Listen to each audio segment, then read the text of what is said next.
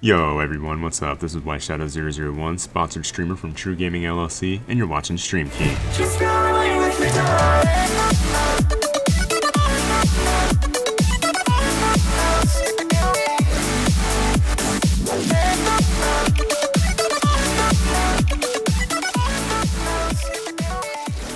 What is up, True Fam? Welcome to Stream Key Episode 2. Stream Key is a TRUgaming podcast that focuses on helping streamers on Twitch, YouTube, and any other streaming platforms get better at what they love, streaming. This is Episode 2, and today we'll be discussing the do's and don'ts of working with developers. Now, a quick note about this episode. We streamed it live on Twitch on Monday, but we had a few issues with audio on my end during the first about 8 minutes of that episode, so I'm manually doing this bit here in the intro. Hope you'll forgive me. It'll be really quick and get right into the show. So this week we have a few special guests with a lot of experience when it comes to developer relationships. We actually have a developer with us. Our first guest is Erik. Jens is the community manager for Funcom, the developer of Conan Exiles. If you guys know that game, we love that game. And earlier this year, he helped us coordinate social media shoutouts for our St. Jude charity stream whenever we played Conan Exiles on that stream. He also has experience streaming, and he often hosts Conan Exiles dev streams on Funcom's own Twitch channel. So Jens, welcome to the show. Thank you very much for having me. Yeah, it's been great, and I really liked watching you guys on the charity stream that you did. That was very fun, and I'm very happy for you guys for reaching out. So, yeah, as mentioned, I'm the community manager here at Funcom. I've been doing this job for about a year now. Slowly feeling that I'm getting into it and learning the ways of game development. So it's been fun so far. Now, again, this is kind of spliced in, so this isn't actually live, but you can see when I did ask him that on the show, and that's his response. Same thing for our second guest, who is Zachary White. You guys better know him as White Shadow. Zach has been a TRUgaming sponsored streamer for about a year now, and he attended ECGC with us earlier this year as a true ambassador. He got selected along with Dust to Design and Il Dottore and Big Panda. They all came out to that. But Zach has experience working with developers for his stream, and he also recently landed a few new sponsorships, including a chair company sponsorship, which is awesome for him. Zach, good to have you too, man. Thanks for having me, dude. You guys know who I am. I'm a TRUgaming sponsored streamer. I've been streaming for about a year and a half now on Twitch, and I'm just glad to be here, man. I'm excited. I've been excited for this one, so thank you. Thank you guys for having me. So again, that's Zach, awesome guy. Thanks to both Jens and Zach for coming on the show, and I'm just going to quickly let you guys know what we're talking about this week. This week's topic is the do's and don'ts of working with developers. So what you should be doing and what you really should not be doing when you're looking to work with developers in your stream or other organizations that aren't necessarily developers, like TRUgaming, for example. If you want to get sponsorship or something like that, these still apply. So the first do that we're going to get right into is do be ambitious when you are looking for these kinds of partnerships. One of the biggest tips I think broadcasters should know is that you don't have to be scared about contacting developers to ask about partnership opportunities.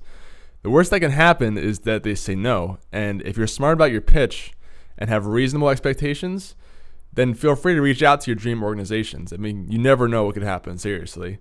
So we're going to start talking about some personal stories when either working with developers or, for Jens, content creators.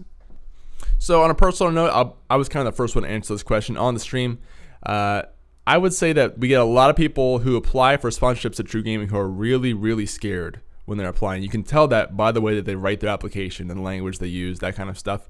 They're very intimidated. They just kind of say like, I don't want anything out of the sponsorship. I just want to be sponsored. Like, you don't have to give me a T-shirt. I don't need servers or whatever else that we're offering. Like, oh, we don't need that. I just want to be sponsored. Like, that shows a kind of a lack of confidence in themselves, and that's important. As a streamer, you need to be confident and not afraid of looking for these kinds of opportunities, because having that confidence now is the difference between confidence and arrogance. But be confident for sure that you have a good stream, that you deserve this, and that you can do a good job with this opportunity. Don't be afraid.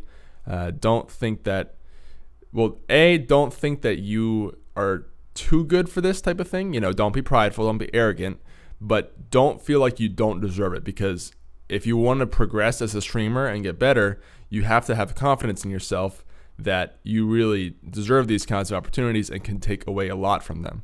So now we're going to throw this over to Zach into the actual episode that happened on Monday. We're going to splice that in. And so I appreciate you guys having the patience for this little bit of like an intro for the live video and audio. But I hope that you enjoy the rest of the show. And again, this is Zach Whiteshadow telling us about why you should be ambitious when you're looking to work with developers and other organizations. Oh, man. I guess as being a sponsor streamer, I can say from the first time I ever contacted you guys, I was probably one of the most nervous people on the face of the planet because I didn't know I didn't know how big TRUgaming was. And like once I started talking to Ben, he kind of was like, "Oh, dude, we'd love to talk to you about sponsorships and stuff." And he just kind of like reached out to me with open arms. So I guess like as a content creator, the being scared thing, yeah, it's intimidating to contact a business or a developer, even a company, about like working with them. But I can say that just go for it. Try to be as professional as humanly possible when you are typing out like your response to said company, because I mean, you're kind of working in business with each other.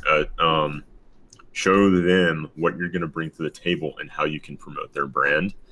And just don't be scared. Be as professional and just be very thorough with what you talk to them about.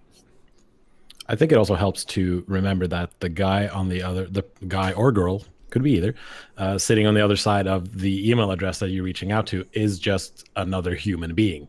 Yep. Yeah. It's not like it's not like, I think a lot of people they sort of think that they're sending an email to the entire company, because like it's the developers. Like there's this like amorphous blob of just like the company name, and then you're shooting off an email. But there's a person reading that email, and it's like they're probably just the same kind of person you are. They're interested in video games, and they're could be interested in streamers, and they could be interested in finding new streamers to work with. So I think it's just to like take a breather and just relax and realize that, yeah, they're all just people doing this. It's not like you're sending an email to a guy who doesn't want to read your emails. Yeah, when you're reaching out to someone. And if email isn't your thing, then usually you can find people on Twitter. You can find people on, maybe not reach out to them on Facebook. That feels kind of invasive in a slight way, at least in my opinion. But like, yeah, Twitter is usually also the place you can go to ask people. Yeah, for sure. I think that's a very good point. Agreed. Yeah, I got the mic thing fixed, by the way. Real fast. Yeah. It still says Black Desert Online and in the game title and everything. You're right. Switch that really quick to talk shows. Oh, God. Yeah. Just wanted to point that out real fast. I appreciate that for sure. Yeah, I had a bit of a long weekend, so just kind of rushed in here. He was on vacation this weekend. I was, yes. But got everything set up now. Okay, cool. So yeah, I apologize to the stream. Apparently there's a little bit of a mic issue with me to start with. I believe that's fixed now, and that was the first point of our topic, the do's and don'ts of working with developers. That point was do be ambitious in your... Don't be ambitious. Yeah, don't be scared. Do be ambitious. Yeah. Okay, the second point we're going to go over is to not be desperate. Don't be desperate. It's kind of like the flip side of do be ambitious. Don't be desperate. So while you should feel confident enough to reach out to developers, you need to be careful how you word your pitch. You don't want to come off as someone who's desperate for the opportunity. Make a convincing case for yourself, but keep it concise. The worst thing you can do is make it seem like you don't deserve the opportunity, because if you believe that, so will the developer. So do you guys have any horror stories of something like this at all? I'm not sure if I could say that I have any horror stories, but especially when it comes to like you should at least do something to make your stuff seem interesting. Mm-hmm. Like just saying to a developer or a community manager, in my case, just going, "Hi, I'm a Twitch streamer and I have so and so many followers and I want to play your game." It's like you might want to add just a little bit to it than just that, because then it makes me. Then to me at least, it seems like you're just mass emailing a bunch of people at the same time, asking them all for keys. It's like show that you that you know the game like a little bit, show that you know who the developer is just like a little bit, because for a lot of these games like there's a bit of a hype like bandwagon, and that happens with all games, I think. But you should at least show that you care about the product that you're presenting, you care about yourself as a streamer, you care about yourself as a content creator, and you also care about the game that you are asking for access to, at least when it comes to reaching out to developers. Right. Yeah, it makes a lot of sense. It's kind of like, I don't know, I was always told when I was doing like resumes for like applying to jobs, you should tailor that to what you're going for, right? Don't use like a blanket resume. Make sure that it's customized to what you're applying to. So in kind of the same way, I mean, this kind of goes into our next point a little bit, but you should definitely show that you know a little bit about the company that you're looking to work with or the game. I think for TRUgaming in particular, there's a lot of people who apply to us who are like literally just desperate is the best word to describe them, because they'll come to us and kind of be like, oh, I've never had a sponsorship before. Like, if I had a sponsorship, I would stream so often. It's like, well, that shouldn't be a reason for you to stream. Like, it should be the other way around. Like, we shouldn't be the reason that you want to stream. We should be something to help you stream better. So, So, Zach, anything to add on that at all? I think you guys nailed it, honestly. Seriously, like, I have nothing. Sweet. Well, yeah, so again, this kind of ties into our next point, which is do your research. So when making your pitch, make sure you show the developer that you know their game or product. It's extremely easy to tell the difference between someone who is really passionate about your product versus someone who is just looking for freebies. Why are you the best candidate to represent this company? You have to prove that to the person. So do we have any examples of this, Zach, maybe? This goes back to like when I did professional gaming. I kind of, at the time, had a pretty decent relationship with Bungie. And unfortunately, after I quit my professional gaming career and focused on school, that kind of went away. But the whole thing about reaching out to a company and kind of getting to know them, like, you kind of want to prove yourself to them, but you also, and from a professional gaming standpoint, this isn't going to be about streaming on this one. It kind of ties in with streaming. Mm-hmm. You kind of want to say, like, you want to show them, hey, I know your game. I know a lot of stuff about it. I can teach the general community why this game is awesome. And you need to be the go-to guy for said game. That's why they kind of like look at King Ithalian, for instance. He's the premier Destiny streamer. Like, people go to him because he knows the ins and outs. He knows the raids like the back of his hand. He knows like all of the weapons, like why a certain weapon is better than the other. Just, you got to know the game in and out to be able to, I guess, to work with a company, because they're going to want to work with you more since you know their product. It's a product just like something you buy off of a store shelf. So that's what my experience was when I played Halo professionally. Like, I knew the maps like the back of my hand. I knew like different strategies on how to be a better Halo player. That's why I was so close with Bungie at the time. And unfortunately, you got to kind of keep that up in order to stay in relations with the developer, because if you just kind of disappear, they're going to forget about you. Yeah, that makes sense too. And again, that's another point that we're going to cover a little bit later in the show. Yeah. But also tying back to what you mentioned earlier with like thinking of it like a resume. I've often gotten several emails that read like someone has just been mass emailing. And I actually got one email where they used the right title for the game, but they forgot to change the name of the developer. And when I looked at the developer, it was another developer of a recently published open world survival game.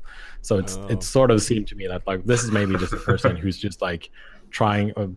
I mean, they could have been very interested in the game and just like went by this, used the same template, but it's still it just feels like, okay, you don't really care about this. You're just here for like, you're just throwing spaghetti at the wall and seeing what sticks. Basically, you're trying your best. It's fine, but you gotta put a little bit of more effort into it. Yeah, absolutely.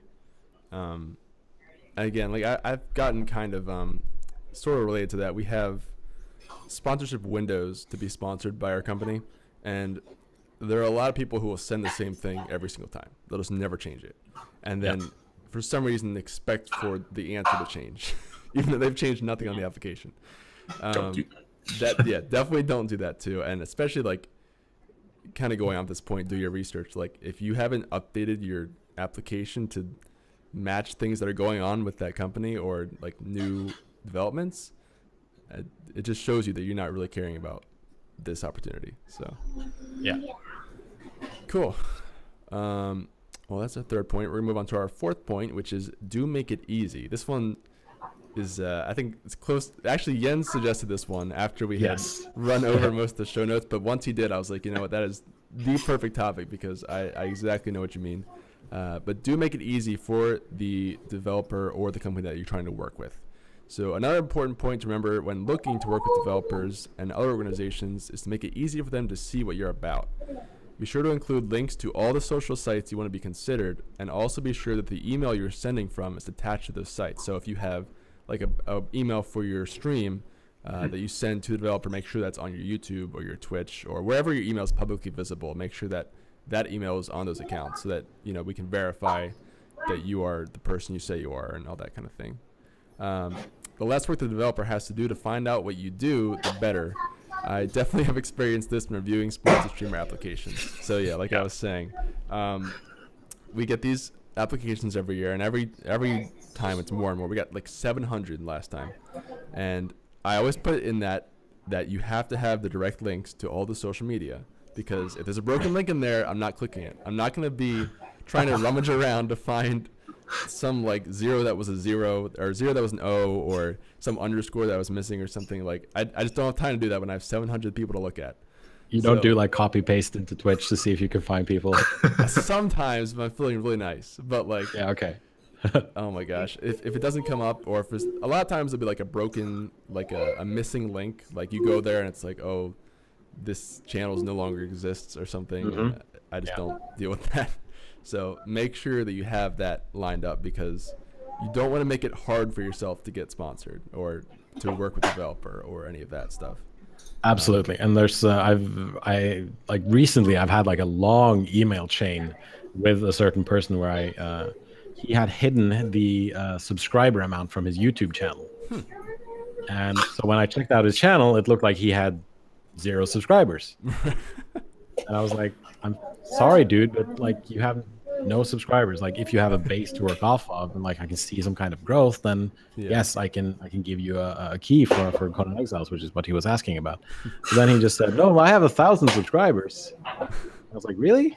Do you? Because I can't see it. And so we went like back and forth for several days until he realized that, oh, I need to like do a screenshot of everything and then send it to me. It's the same thing with the emails. So it's there are so many people who send me they send me something from their personal email, but then their business email is the thing in the YouTube channel, and then I have to go again. It's a bit of a back and forth, and it's like I'm not complaining that I have to do my job. It's not that. Right. That's not why I wanted this point to be here. But it's like when you like you mentioned, you would get like 700 applications, and sometimes around a game's launch, I will get, if not 700, then a couple of hundred at least. And so if I have to spend like half an hour or 20 minutes per person hunting for the right email address or like making sure that everything is up to scratch, then I'm basically stuck at work for forever before I can get all the applications squared away. So it's basically just remember that the person on the other side of the email is a person, and they have to, like, if you can save them a lot of clicks and a lot of back and forth basically, then I think that will really help them out, and it would also help you out, because then they can get back to you much quicker and much easier than if they would have to spend a lot of time just like checking everything. Exactly, for sure. Like, don't make it any harder for yourself than it has to be to get sponsored or partnered is the big thing. So yeah, that's a really key point, that just it doesn't take that much time to make sure that everything works, everything is matching up in your application, but it makes a big difference. So I definitely would advise. And it's not like you don't have to write something that's like very long and professional. I mean, you can say something like, hey, I saw some YouTube videos of your game, I really liked it, I'm a content creator, I have so and so many subscribers, etc., etc. And then just like, here's my Twitter profile, here's my YouTube channel.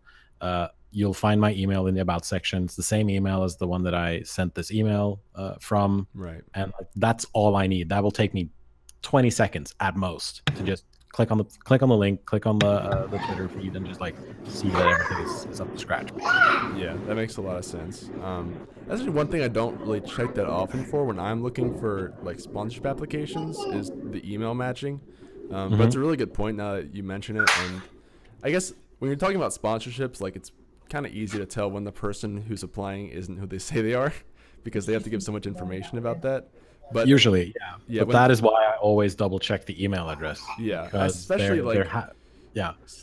Sorry. Yeah, there have been cases where people will, they will pretend to be someone they're not, and they will really. Yeah, they will register an email address that's like one letter away from what's accurate, and it's a trap that some people have fallen into. I know I've fallen into it myself a couple of times, and then suddenly you have keys that end up on G2A or other websites where people will resell keys. That kind of sucks, in my opinion. Yeah, it makes a lot of sense when you're talking about like, because you guys will give away free keys and stuff. Like, we don't really give away free stuff as much, but I think if we did, we definitely have some of that same stuff happening. The difference with sponsorships is like when you have to work out like, I don't know, panels below a stream, or you're talking about like certain social media shout outs, like you can easily tell when the person is doing that or not doing that, versus an email, you just kind of have to take it on faith sometimes. So I definitely get that. Cool. Well, we'll move on to our fifth point, which is to don't be selfish when you're looking at developers. Perhaps the most important part of your pitch is to consider what you can offer the developer. Many streamers get caught up in how a beta key or a free product could help them add status to their streams. They don't stop to consider what they can give in return to the developers. Remember, it's a two-way street. It's not just giving out free stuff. If you don't prove to the developer that they can get some sort of return on investment, they won't want to work with you. That's just simple and easy. Jens, do you see this type of thing happening a lot as a developer? I apologize again for the name. Nah, it's fine. It's fine. You're at least you call yourself, and it's fine. It's fine. I'm trying. Yeah, I mean, there is a lot of people going like, I really want to grow as a streamer. I really want to grow as a content creator. This will really help me out, et cetera, et cetera. And I understand that to some extent, but then, yeah, like you said, that it makes it all about them, basically. Yep. It's like I guess the implication is that like if they're allowed to grow, then it will help us get more eyeballs on the game. But yeah, it's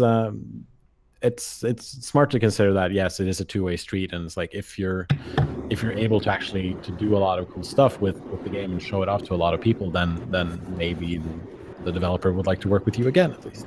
Right. Absolutely. Zach, do you have anything you want to add on that? We kind of touched on this at East Coast Gaming Conference with Alex. Like, he had an example. Don't really be selfish about like, don't be like an egomaniac. Like, don't come out and say, "Oh, hey, I'm this," because he had an example where he was at a conference and there was a unnamed partnered streamer that he was talking to, and the guy was just all about himself and everything, and really didn't want to have any time for him at all until he knew that he worked for Epic Games. Like, it was just me. And then Alex said, "Oh, hey, I work for Epic Games," and the guy like completely changed his persona. It just kind of goes into being selfish. Like, hey, I'm gonna reach out to this developer and get like all these game keys for giveaways and stuff like that, and then I'm never gonna pay them attention ever again. Don't do that.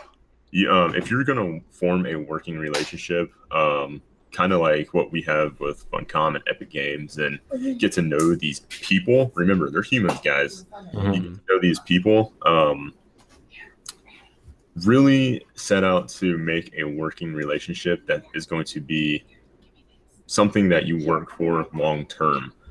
If you want to work with a game developer that you love, like say if I could work with Bungie, or if I could work with, just as a content creator, work with Epic Games, or like all of these games that I play on a daily basis, I'm going to work my hardest to keep that relationship going. And it's not always going to be about like my stream. I want to promote their product just as much because I want more people playing their product. So that's just how I see it from the content creation standpoint. I'm going to try to promote for that company as much as possible because I don't want to be playing this game alone and just being like, oh, hey, this is really fun, but there's nobody online. No, I want people to play it and experience the same thing I do on a daily basis. Yeah, for sure. And you kind of talked about like some bigger streamers, but I think how this applies for True. I talked a little bit earlier about we get a lot of people who are like sort of desperate for something at all, like a sponsorship, or like they're even like, don't give me anything, I just want to be sponsored. Like I don't need anything. And a lot of them, I see so many applications that say this exact phrase where, you know, like my channel is really small, but if I had a sponsorship, then it would be awesome and I would grow a lot and it'd be great for me. And that's it. Like, it's all about me. Like, you know, this would be awesome for me and I would love this. Like, but there's no sense of why we should sponsor you. And that's actually a question we ask in the application is, you know, why should we sponsor you? And people are like, they spend so much time on like why they want to be sponsored, but not why they should be sponsored by us. So yeah, exactly. There's a mismatch for that.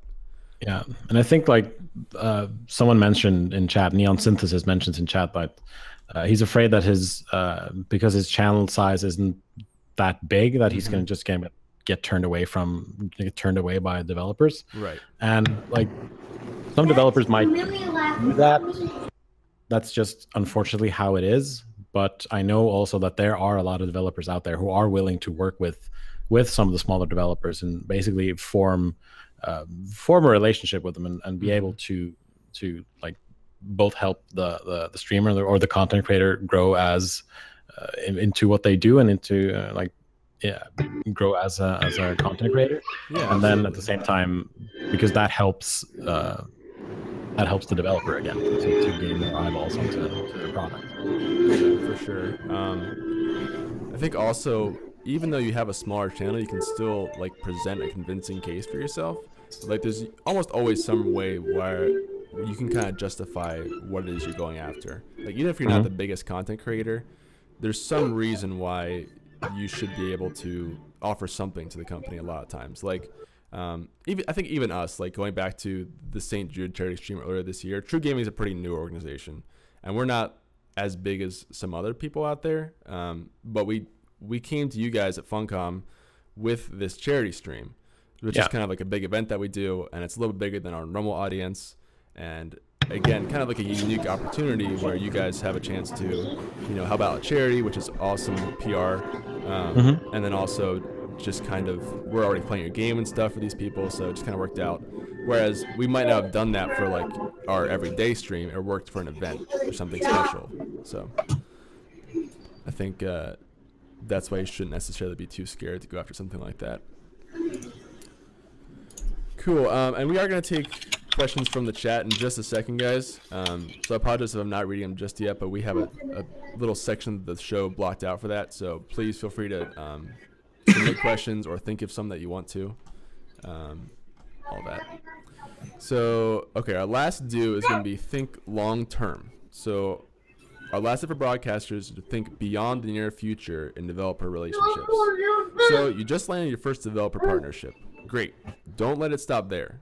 Continue to develop that relationship over time and be sure to constantly think about ways in which you can help that developer in the future. Zach, do you have any long-term experiences with developers orgs that you can tell us about? It goes back to, well, I guess I can say TRUgaming now too. Yeah. I'm going to use you guys as an example. Okay, so my development with TRUgaming over time,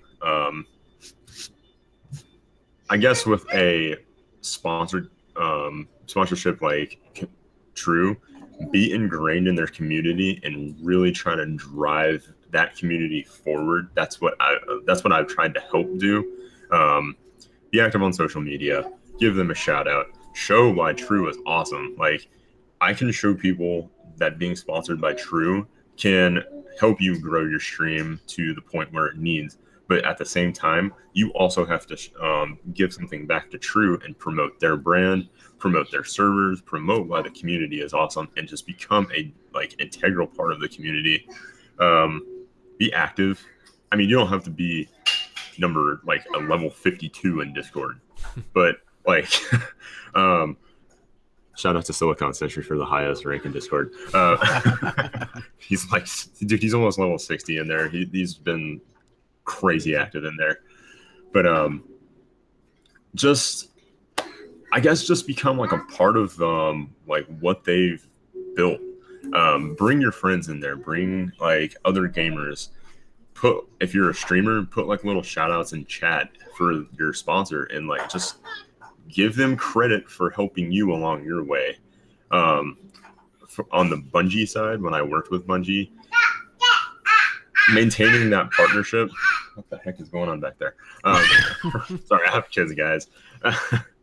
But on the Bungie side, maintaining that partnership that I had with them was performing admirably in my tournaments and like showing why their game was so good. We had like, geez, Amelia, we had a YouTube channel for our team back then, and she was she's over there playing with the toy. And we had like montages and stuff of the stuff that we did, and not even competitive stuff, just fun things we were doing with Bungie's game and like what you could do and why we played it. So forming those type of partnerships is integral to like maintaining your long-term relationship with these organizations. Yeah, absolutely. I think we talked a little bit about this in the last point, but just sort of thinking beyond. Like, let's say you get a beta key from a company like Funcom, for example. Like, you should be thinking beyond just getting that key when you look to establish that relationship. And kind of like the last point said, be thinking of how you can benefit the Funcom, for example, in return, or whatever company you're trying to work with. You want to be constantly thinking about, in the future, like ways you can help that company out and just kind of keep that goodwill going. That's one thing that we've been trying to work on a lot here at True.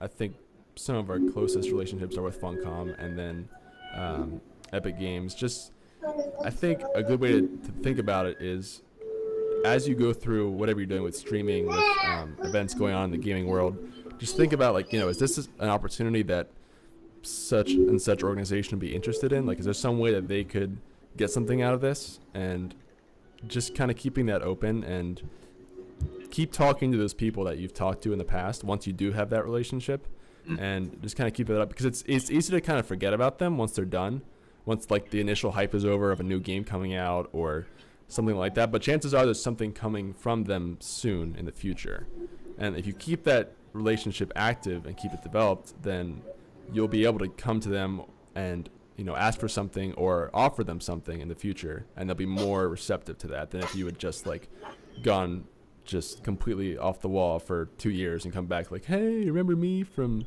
2 years ago? And yeah, so absolutely. Yeah, it really helps to have that sort of like personal connection, I guess, with the person who handles all the streamer outreach. Like, I've lost count of how many keys I've sent out to people who I've never heard back from at all. Right. And there are also people who will they will send me links to their YouTube channel every time they make a new video. And that, for me at least, that helps. It helps me out because we're doing what we call the community spotlight, where we highlight some cool stuff that the community has done, and chief among them being YouTube videos. And so, like, if they can then send this stuff back to me, then I can highlight it and then help them grow as a content creator, and that can hopefully get some more eyeballs on the game, etc., etc. A lot of the stuff that I talked about earlier, and it's really been fun to see some people that we I guess helped out, like initially, like see them grow slowly but surely, and always like they're always sort of trying to remember the fact that, oh yeah, this is where I started out streaming, or like playing this game on YouTube, and then like managed to grow an audience based on that. And like this is going to sound cynical, but if people feel like they owe you something, they will always come back to you for more, so to speak.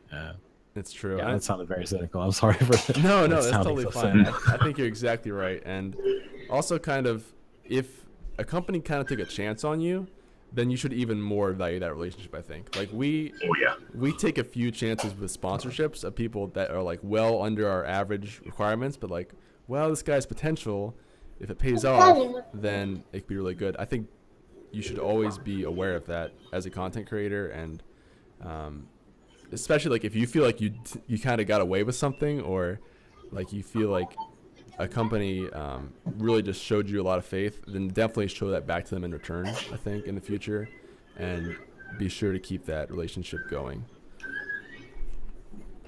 Cool. For sure. Like, I'm not going anywhere from True ever. Like, this is my home, man. I love this place. Awesome. Well, that's going to be the general gist of the 6 topics we have. You know, it's not every point that we can cover on this topic, but those are 6 really kind of key points that we thought add to a lot of the conversation.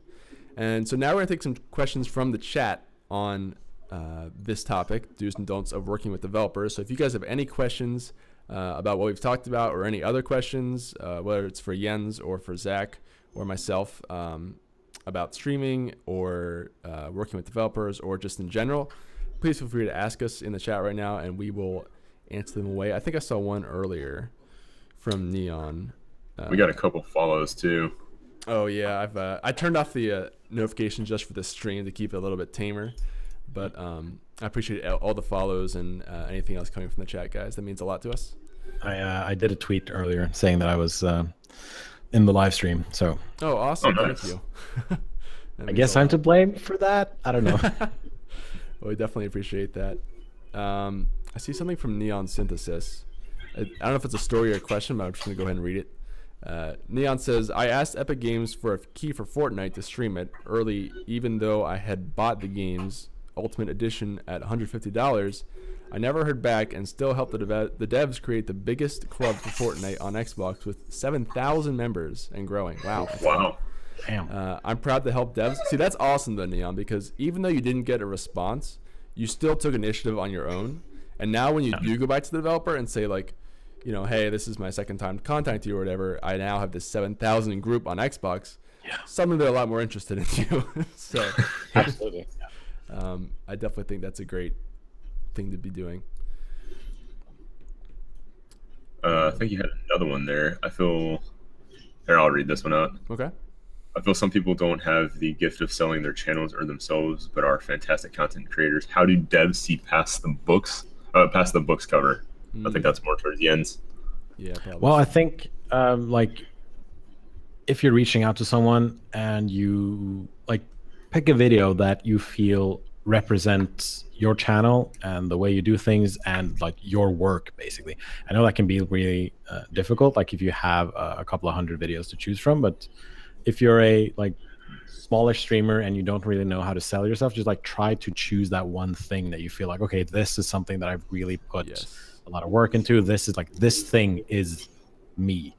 Because at that point, like we can look at it and just go, okay, this is really, really good. Like we want to work with this person, because then it makes us look past the fact that, okay, maybe he doesn't have as many subscribers or viewers as this other person, for example. We can see that this guy with the smaller subscriber amount, he puts much more work into his stuff than the guy with the 1,500 followers on YouTube, for example. Because like I've been checking out channels of people who contact us, and I see that, okay, they have like 2,000 followers, but most of the videos they upload are maybe like 3 minutes and 30 seconds long, and they're kind of bad, unfortunately. I mean, that happens.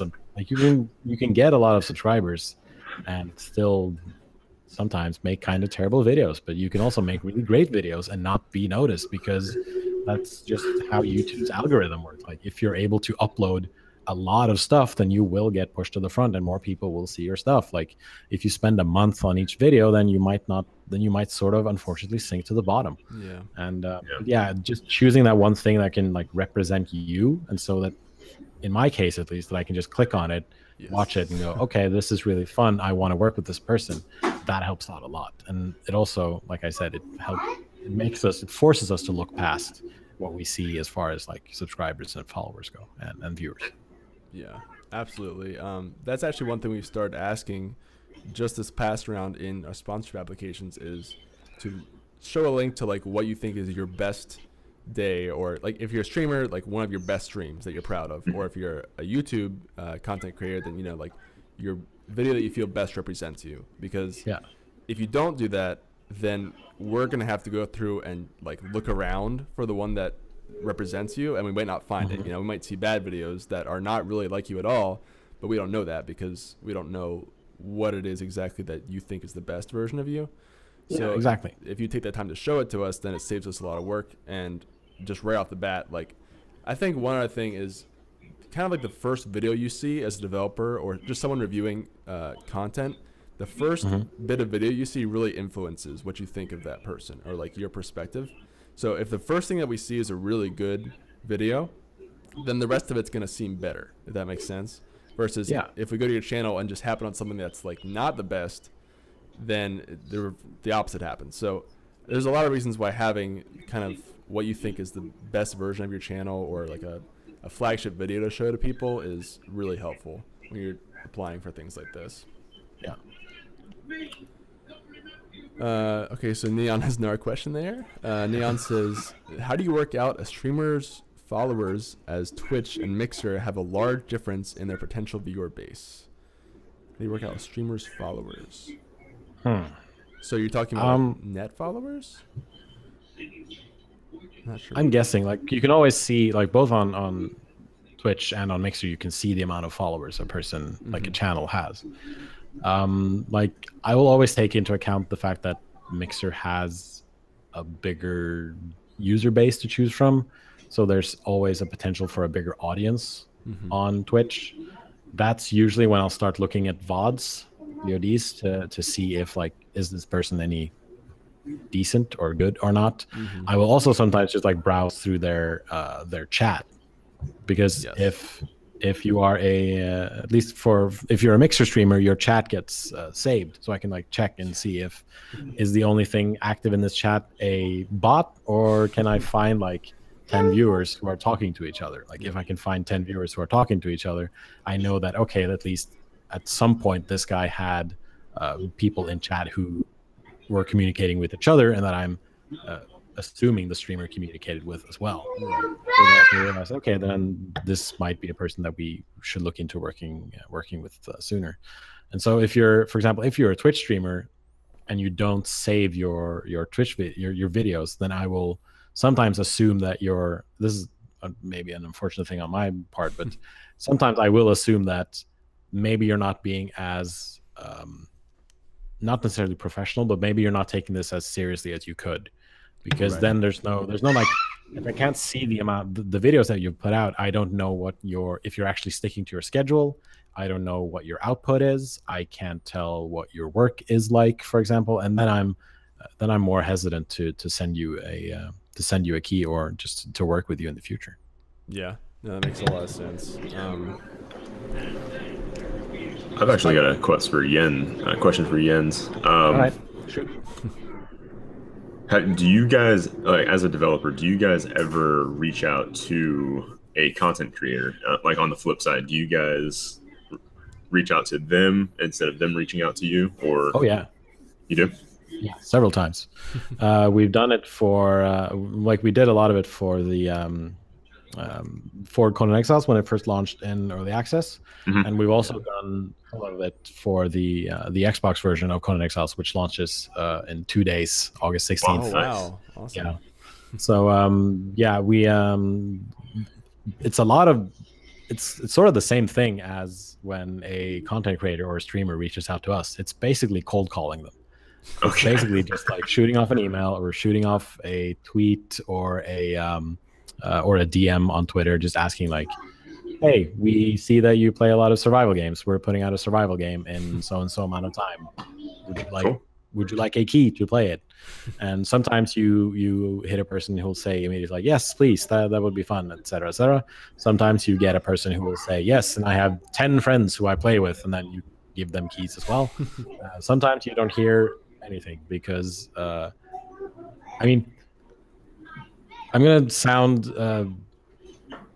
I know how this kind of sounds, but sometimes content creators and streamers don't really care about emails. Yeah, for sure. Much. they're more open to communicating on Twitter, for example. Yeah. But they're not good at checking their emails. I was gonna ask about that. You find like so more responsiveness from Twitter? Sometimes, yeah. And like we get a lot of direct messages to the Conan Exiles Twitter feed of people going, "Hey, I'm a Twitch streamer. I stream it." Like they have their entire pitch basically. And I'm the kind of person, I like to have all my like key requests in one place. So I basically just ask them to email me, and I just copy paste in their email address. Going, you just do the entire thing you just sent me, and just send it to my email address. I have it all in like one spot. But yeah, and sometimes there was a case where I remember after we had launched Conan Exiles in early access, people were tweeting at a lot of content creators, asking them to play Conan Exiles. Chief among them, PewDiePie, actually. Oh, really? And wow. like we had tried reaching out to him like via email, just saying like, "Hey, we're releasing this game. Do you want to play it?" etc. We heard nothing. But once people started tweeting at him, I just basically cold emailed him a key to the game. And then whenever I saw people tweeting at him going, "Hey, are you going to play Conan Exiles?" I tweeted at him from the Conan Exiles account saying, "Yeah, we sent you a key. Check your email."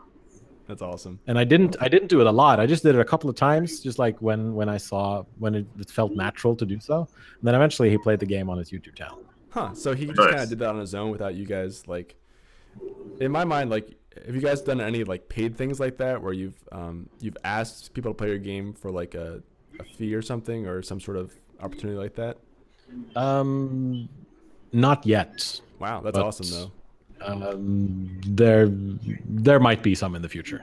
Okay, cool, very cool. That's crazy that this kind of came about from community interaction versus any sort of direct stuff. That's really cool. Yeah, and I think a lot of streamers and content creators are they're very plugged into their community. Like they will listen to people if enough people ask them to play a certain game, because in a lot of cases it's not so much about seeing the games, it's about seeing the streamer or the content creator's reaction to what is in the game. Right. But then of course that can also help out the developer. Because they see that, oh, like this person is like they will see that, oh, for example, like Ben Green from TRUgaming, he really likes this game. I really like Ben Green, so maybe I can like this game too. For example. Yeah, that's really cool. Yeah. Cool. We got a few more questions, I think.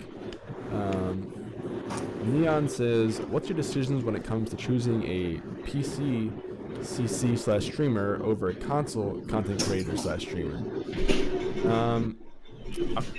So in terms of, I'll talk about this first from sponsorship perspective, and then you can talk about it from a dev perspective if you'd like.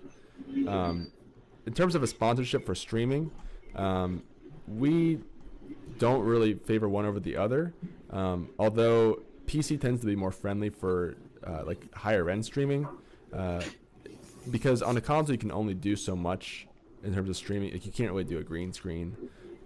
You can't easily do a lot of chat interaction with like notifications unless you have an Elgato and stuff, and at that point you're really running a PC stream anyway. So I think in general, like we are comfortable with both. If you're a good streamer, then it doesn't matter what your platform is. Like you're going to be a good streamer.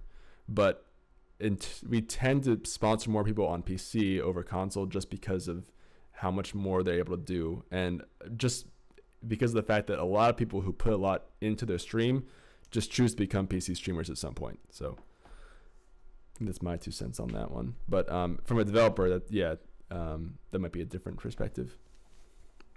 I mean, it all depends on whether or not your game comes out on PC or consoles. Like for Conan Exiles launch on early access, we couldn't send out any Xbox keys because there weren't any. Yeah, that makes sense. Basically. So yeah, but it's like I personally would like to give out as many keys as possible, because I'm of the opinion that like as many eyeballs as possible will help everyone out. Yeah, basically.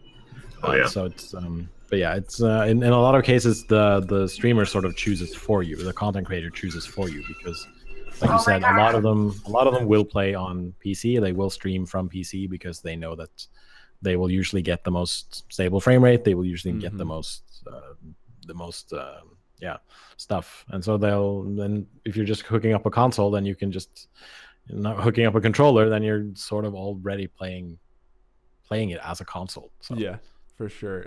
Yeah, it's one thing, like, makes a lot more sense. Like, we don't really have games coming out for a console, but like, let's say there was a big streaming community on a console or something, like some new streaming app that came out on a console, we definitely would want console streamers for that. So in the same way, like with Xbox, the Conan coming out on Xbox the next 3 days, you said, I think 2 days, August 16th. Correct, August 16th. Then I can imagine you definitely want some Xbox console or content creators who are playing on there. So that makes a lot more sense that way. Cool. So I think Zillion just has a little comment. Don't, when working with a developer, figure they are a coder, designer, sculptor, animator, business rep, sales, and tech support all in one. This is so true.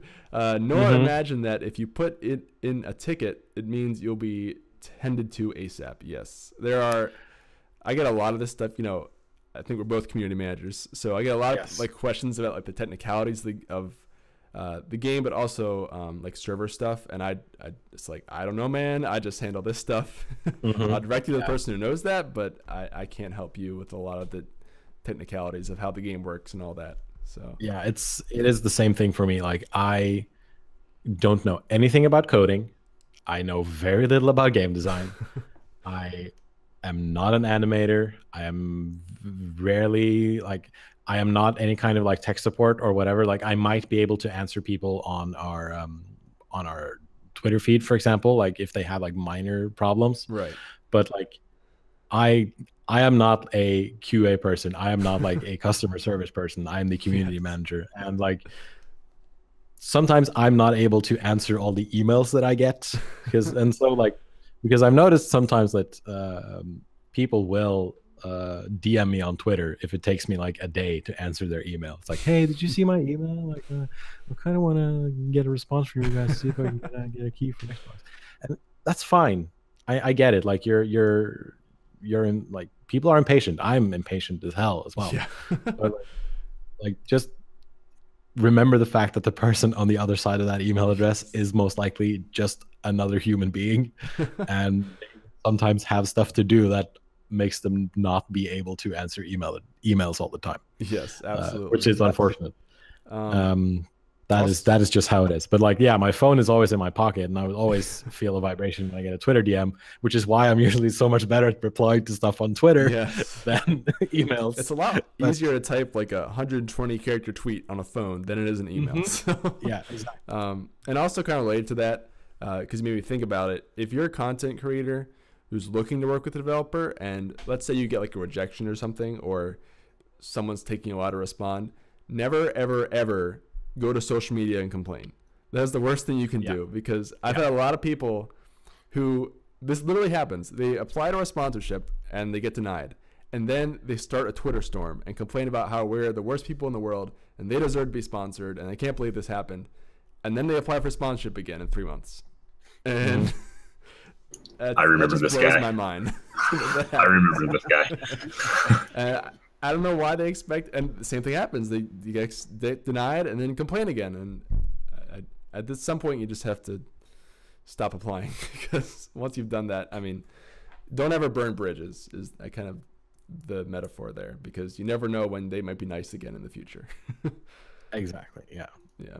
And like, it's so easy for whoever it is to see what you're writing on Twitter. Like, I've set up TweetDeck so that every time someone even writes the words Conan and Exiles, I will see it. Oh wow. So it doesn't matter. Like, you don't have to @ us on Twitter for me to see this stuff. Like, I will see it. Yep. Like, it's law of Will Wheaton. Like, don't be a dick. Yep. I'm sorry about swearing on this thing. No, you're fine. I mean, it's a gamer stream. We're perfectly okay with that. And yeah, even if you can try to delete your tweets, but once it's on the internet, you can usually find it somewhere. So yeah. Okay, we have anything else here in the chat? Neon again asks, do you ever get followers of content creators or streamers asking you to send keys to content creators or streamers? I guess that's more for you, Jens. Yeah. Not often, actually. Like they will, followers of certain content creators or streamers will usually ask like their favorite content creator or streamer, like, hey, are you gonna play this game? It's very rarely that someone tags me on Twitter saying, hey, you should send the key to so and so. It's happened a couple of times where someone says like, hey, my friend, um, whatever, my friend the streamer, I think you should like check him out. I think he'd be good for your game. And then I check their link, and usually they're right. But it's not as it doesn't happen as often as like you might assume that it does. But it's they will usually ask, like fans will usually ask the content creator first, and not the developer. Yeah, that makes sense. Kind of related to that, we actually had one of our sponsored streamers we have now. One of the reasons that we chose to sponsor him is because when we had the applications open, we had a bunch of his followers tweeted us like, hey, you should sponsor this guy, he totally deserves it, like we're a big fan of him. And it was like a lot of people did this, and we've never really had that before, where people would tweet at us like, please sponsor this person, like they deserve it. And so that kind of showed us that like this guy is an active community, he's been talking about us, he's interested in it. So that can sometimes happen for sponsorship, but again, that was the one time that happened, and he was fortunate enough to get sponsored. So just a little inside tip on that. Yeah. Cool. Well, I think that's most of the questions, and we're at about an hour or so for the podcast. So I think we'll look to wrap it up here. So yeah, that's it for this episode of Stream Key, everybody. This is episode 2. I'd like to thank both Jens and Zach for taking time out of their days to come on this week's episode. It was really cool. And Jens, again, I really appreciate it, man, with the time difference and everything. Hey, and don't worry about technical difficulties. It was great. Thank you for having me. So, yeah, of course. Jens and Zach, do you guys have any parting words that you'd like to add before you head out? And also feel free to drop any like links to social or wherever our followers can find you guys. You can find me at Vaaler. That's Jevaaler. I'll even write it. That's my Twitter feed. Don't add me on Facebook because I'm not gonna accept. And at Conan Exiles on Twitter, which is the official Conan Exiles Twitter feed. Awesome. Yeah, we have also something I would like to add is when you're reaching out to people, always be polite. Yes, absolutely. Do you get a lot of like rude people who reach out to you sometimes? Not as such, but no, not really. Like people aren't. Well, sometimes like one guy messaged me on Twitter going, "Yo, N-word, can I play your game?" I was like, "Yeah, you can just buy it." I mean, that's one way of playing it. Oh my god. Oh my, yeah, don't do that, guys. That's not. Cool. Well, yeah, you can also see Jens' links up there on the left of the stream. It also has the Funcom Twitch channel on there because this is a streaming podcast after all. So Zach, do you have anything to add, man? And where can people find you? Oh, my video went away. They can't find you. They can't find me. But yeah, you guys can find me on Twitter at white_shadow001. I try to interact as much as possible with everybody.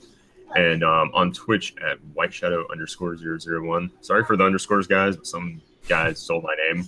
It's supposed to just be straight white shadow and 001 no spaces, but fortunately that happens sometimes. How rude. But yeah, I know, right? But I try to interact with everybody if you guys come out to the channel, so feel free to come hang out with us. And Jens, that goes for you too, man. I'll try to play some Conan Exiles for you guys on stream. Yeah, we have another charity stream coming up this weekend actually, for Stiggy's dogs, and might play some Conan Exiles for that. So we'll see. Especially with this Xbox thing coming out, so it'll be pretty cool. So yeah, I'd like to let listeners know that we'll be reading one iTunes review live on the show starting next week, our next episode. And if your review is read on air, we'll send you a free T-shirt. It would mean a lot if you could take just a few minutes to leave us a review, as it really helps the podcast get found in SEO. And who doesn't like free T-shirts anyway, right? Oh yeah. So T-shirts are nice. Yeah, they're great. We have some nice T-shirts here. Can confirm T-shirts are very comfortable. Awesome. Well, I'm Ben Green, better known as Green, and I'd like to thank everyone for listening to our show. Keep streaming and working towards your channel goals every day, because there's no limit for partnerships on Twitch. Thank you guys. I'll see you later.